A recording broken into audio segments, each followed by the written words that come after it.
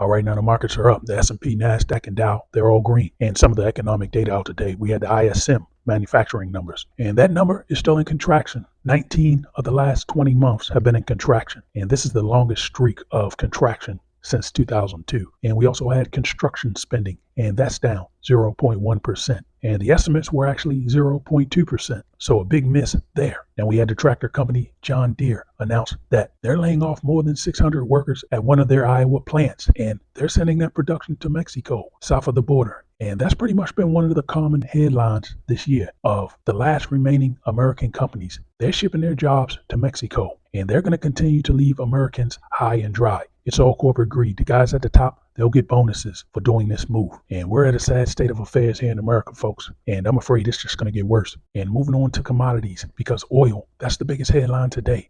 WTI has hit $83 a barrel, up $1.50. And Brent crude is about $86.50. And this is about a 2-month high for WTI. And I'm afraid that price is probably going to continue moving higher. Now, we're seeing a few systems in the tropics, and this hurricane season has gotten off to a busy start. Now, looking at the latest data, the National Hurricane Center believes that Hurricane Beryl will cross into the Gulf of Mexico, although the Bay of Campeche. And right now, it looks like it's going to stay south of Texas. But there's another tropical disturbance behind it, and that could be a big worry for next week. And as I've said, if there's any category 3 or higher storm that goes into the Gulf of Mexico and affects that refinery row area where all those oil rigs and platforms are and refineries, man, we're going to be in big trouble here, especially with oil basing around the price it is now. We're going to see $90+ a barrel oil. And what's they going to do for the price at the gas pump? Well, you don't even want to know. And we're going to be talking about inflation nightmares again. And in the last couple of weeks, there's been a lot of rhetoric, a lot of talk about the Fed cutting rates in September. But I've got bad news for them.